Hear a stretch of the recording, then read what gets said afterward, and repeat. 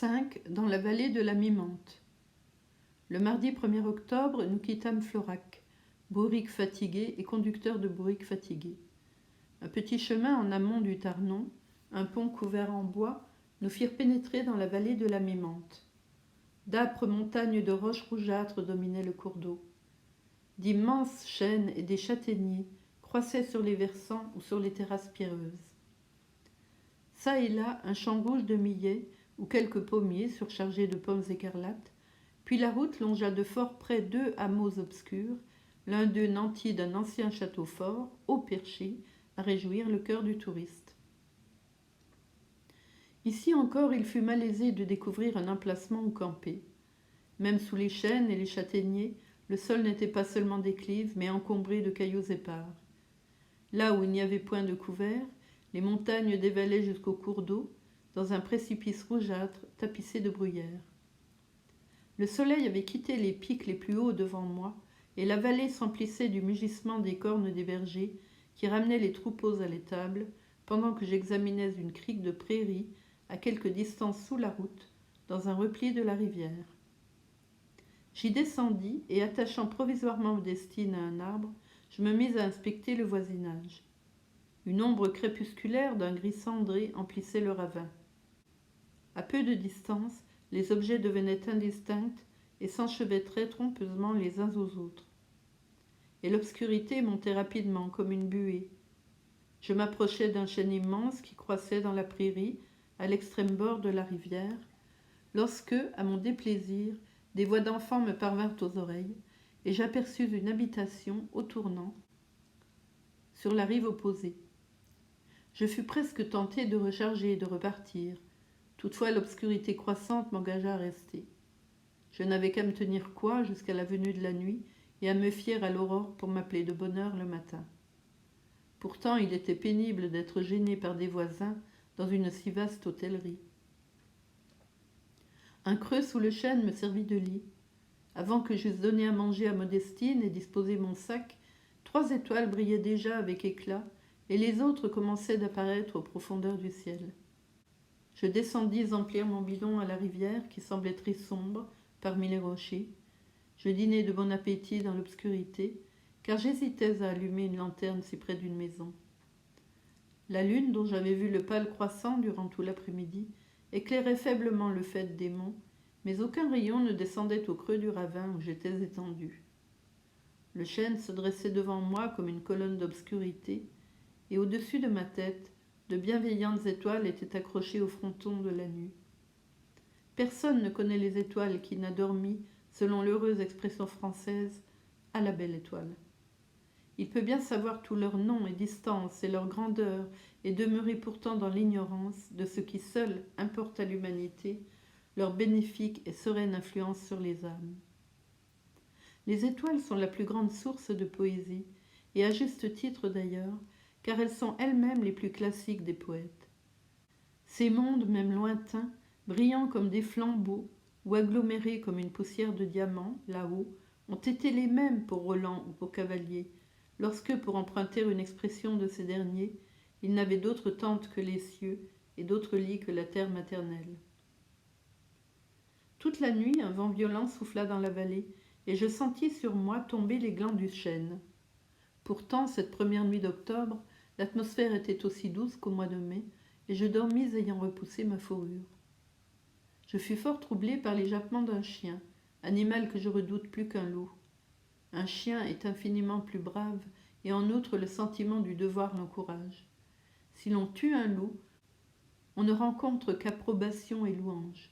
Si l'on tue un chien, les droits sacro-saints de la propriété et les affections domestiques élèvent à la ronde contre vous une clameur réprobatrice en vue d'une réparation. À la fin d'une journée éreintante, le bruit cruellement répété de l'aboiement d'un chien cause une vive contrariété. À un trimardeur de mon espèce, voilà qui représente le monde confortable et sédentaire sous son aspect le plus odieux. Il y a quelque chose du clergyman et de l'homme de loi dans cet animal domestique.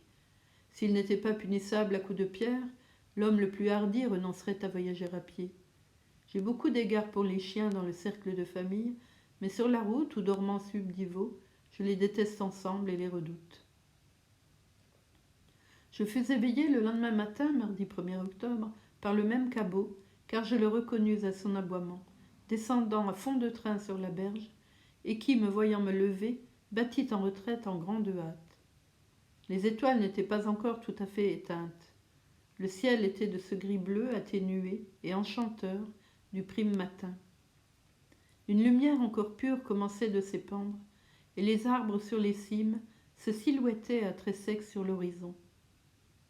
Le vent avait tourné au nord et ne m'atteignait plus dans le ravin.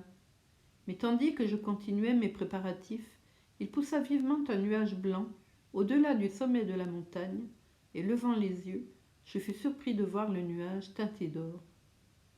Dans ces régions élevées de l'atmosphère, le soleil brillait déjà comme à midi. Si seulement les nuages voguaient assez haut, pareil phénomène se produirait durant toute la nuit, car la lumière du jour ne cesse jamais dans les champs de l'espace. Comme j'entreprenais de remonter la vallée, un ouragan surgit de l'Orient, si abattit, quoique les nuages au-dessus de ma tête continuassent leur course dans une direction presque opposée. Quelques enjambées plus loin, et j'aperçus un versant entier de la montagne doré par le soleil. Et un peu au-delà encore, entre deux pics, un disque de lumière éblouissante apparut flottant dans le ciel, et je me trouvai une fois de plus face à face avec l'immense bûcher de joie qui occupe le centre de notre système planétaire. Je ne rencontrai qu'un être humain cette matinée-là, un sombre voyageur d'allure militaire qui portait une carnassière attachée à un ceinturon.